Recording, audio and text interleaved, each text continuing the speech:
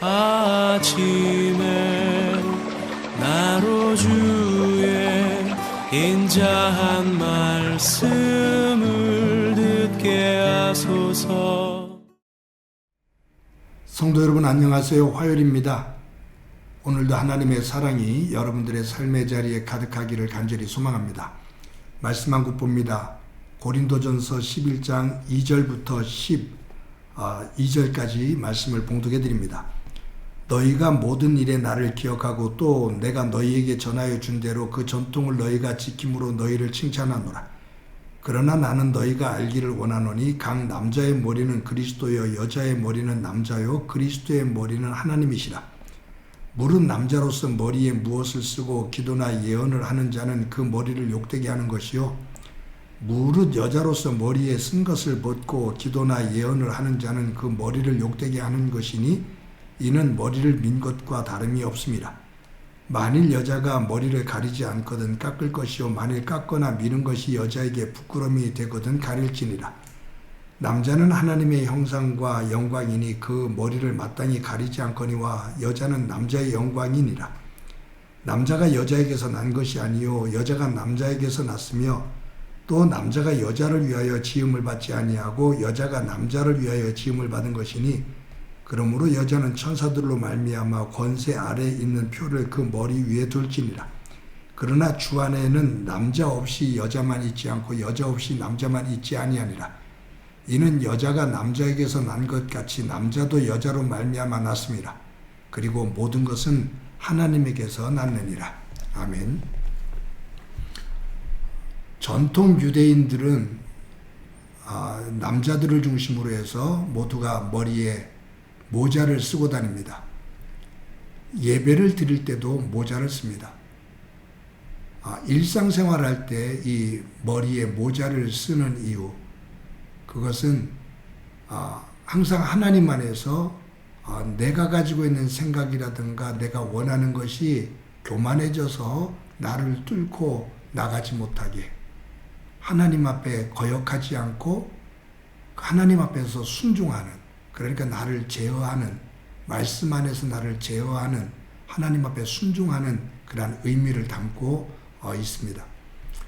제가 신학대학원 졸업을 할 때쯤 돼서 성지순례를 갔을 때 그 예루살렘 거기에 가서 사람들하고 있으면 유대인들이 빵모자 같은 조그만 그 모자를 쓰잖아요. 그래서 이 이름이 뭐냐라고 물었더니 키파라고 하더라고요. 근데 뭐 여러 이름들이 있는 것 같아요. 근데 이것을 왜 쓰느냐라고 물었더니 그 말이에요. 내가 하나님 앞에 영광을 돌리기 위해서 쓴다. 그리고 내가 가지고 있는 욕망이라든가 교만 이런 것들이 내 머리를 떠나 하나님 앞에 거역되지 않도록 그것을 제어하는, 순종시키는 그러한 의미다. 하나님 앞에 순종의 의미다라고 그렇게 표현을 하더라고요. 참 의미가 있다라고 생각을 했습니다. 남자들이 모자를 쓴다면 여성들은 히잡을 쓰지요. 머리를 가리고 얼굴의 일부분을 가립니다. 또 더 적극적인 사람은 차도를 쓰지요. 얼굴 전체를 가리고 몸 상반신을 거의 가리는 차도를 사용합니다.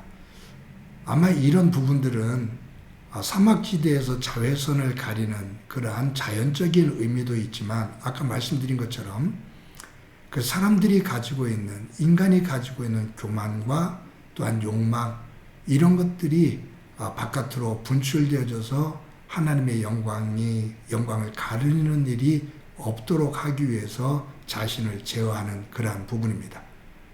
특히 여성들이 히잡이나 차도를 쓰는 이유는 남성들로 하여금 여인들을 보고 유혹을 받지 않도록 그것을 갖다가 가리는 그러한 의미가 또 강하기도 해요. 유대교에서는 남자들이 모자를 쓰고 여자들이 히잡이나 차도를 씁니다.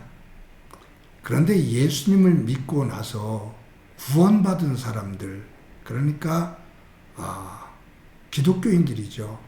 기독교인들은 유대교가 가지고 있었던 이런 전통으로부터 자유를 선언합니다. 그래서 모자를 쓰지를 않아요.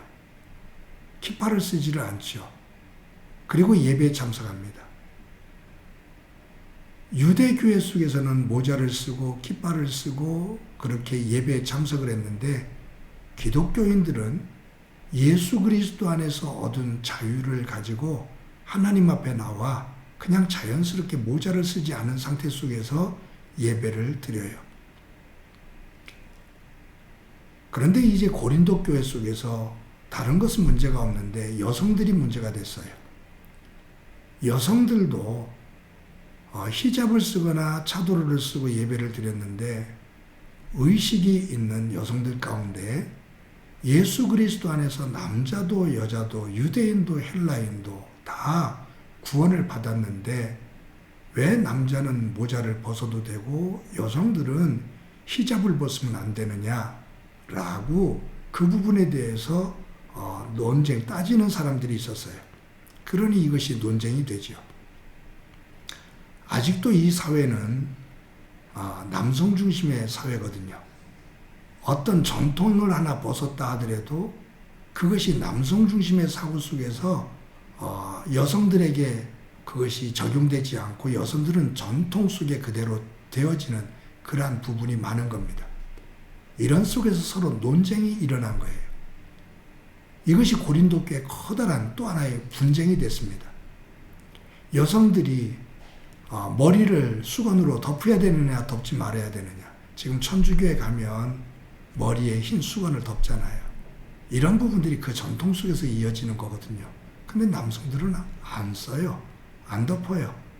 이제 이런 것들이 가지고 있는 은연중에 여성들을 비하하는 그러한 여성들을 조금 낮게 보는 그러한 모습들이 아직도 우리에게 전통적으로 우리 의식 속에 있는 거죠. 바울이 이런 부분에 대한 이야기가 논쟁이 되었을 때 이것을 참 정리하기에 난감해합니다. 여러분 저도 목회를 하다 보면 참 이런 난감할 때가 있어요. 사람들마다 의견들이 다르거든요. 그리고 가지고 있었던 전통을 중요시 여기는 사람이 있고 그 전통으로부터 벗어나고자 하는 사람들도 있어요. 근데 작은 문제를 가지고 이것을 자꾸 크게 만들어서 침소봉대를 해서 이것을 교회의 커다란 문제로 만들 때가 있거든요. 사실은 아무 문제가 아닌데. 그런데 이런 부분을 잘못 정리하면 교회 속에 커다란 분란이 되어져요. 특히 이러한 부분 속에서 논란을 만들고 있는 분들이 어제도 말씀을 드렸지만 교회 속에서 전통적인 그 교회 속에서 영향력을 가지고 있는 분들, 그런 분들 속에서 이런 논란들이 상당히 많이 만들어집니다. 바울이 지금 이 모습 속에서 바울의 성향상 보면 뭐 이런 것 가지고 이렇게 다투니? 라고 말할 수 있는 성향이거든요. 그런데 그렇게 그냥 일방적으로 말하다 보면 이 문제가 남성들과 여성들, 전통을 중요시 여기는 사람들 이런 속에서 혼란이 와요. 그래서 어떻게 보면 이 본문에 읽다 보면 이 바울이 사실은 두루뭉실하게 넘어가는 듯한 모습입니다. 굉장히 남성 중심으로 이야기를 하죠. 그런데 뒤에 가서 오늘 본문의 12절에 보면 이는 여자가 남자에게서 난 것 같이 남자도 여자로 말미암아 났음이라. 그리고 모든 것은 하나님께서 낳느니라 라고 말해요. 지금 바울 같은 경우는 헬라인에게는 헬라인처럼 유대인에게는 유대인처럼 약한 자에게는 약한 사람처럼 강한 사람에게는 강한 사람처럼 자기는 모든 사람들에게 맞춰서 그렇게 어찌 보면 줏대 없는 것처럼 살았지만 아니 나는 그 한 영혼을 구원하기 위해서 나는 내 중심을 꼭 잡고 그들과 대화하며 그들의 문화를 나는 그대로 수용해 줬어 라는 거예요. 그런 의미로 본다면 이 바울은 모자를 써도 되고 쓰지 않아도 돼. 꼭 여성이라고 쓸 이유가 뭐가 있어? 남성들이 그것을 꼭 지적하면서 여자는 써야 된다고 강요하는 것, 그것이 뭐가 옳은 거냐? 라고 말할 수가 있어요. 근데 이렇게 하다 보면 교회 안에 도리어 더 큰 분란을 지속적으로 가질 수가 있거든요. 그래서 이 바울이 하는 얘기가 뭐냐 하면 나는 무엇을 하든지 하나님의 영광을 위해서 먹든지 마시든지 살든지 죽든지 모자를 쓰든지 쓰지 않든지 하나님의 영광을 위해서. 그래서 모자를 쓰는 것이 교회에 덕을 세우고 교회를 평안하게 할 수 있다면 그것이 뭐라고? 그냥 쓰면 어떠니? 또 모자를 벗으면 그것이 뭐 그렇게 큰 문제니? 그것이 생명의 문제니? 그렇지 않잖아? 그것으로 인해서 한 영혼을 잃을 것 같으면 뭐 하려고 그것을 강요하니? 그런 바탕 속에서 바울은 이야기를 하고 있습니다. 사랑하는 성도 여러분, 여자가 낫다, 남자가 낫다 문제가 아니에요. 예수 그리스도 안에서는 모두가 똑같습니다. 똑같습니다. 근데 우리는 자꾸 이것을 차별을 두려고 하니 문제가 생겨요. 오늘도 서로를 존중하면서 작은 것 하나에 우리의 신앙이 요동을 치는 어리석은 믿음이 아니라 품고 세우며 성숙하고 튼튼한 믿음 위에 서는 저와 여러분이 되어지기를 간절히 소망합니다. 한번 기도합니다. 하나님, 우리의 삶을 살다 보면 작은 문제를 가지고 아주 요동칠 때가 있음을 고백합니다. 작은 문제에 매여서 큰 것을 잃는 어리석음도 있음을 고백합니다. 삶의 자리에서 바울처럼 먹든지 마시든지 하나님의 영광을 위해 설 수 있는 저희들이 되도록 은총 베풀어 주옵소서.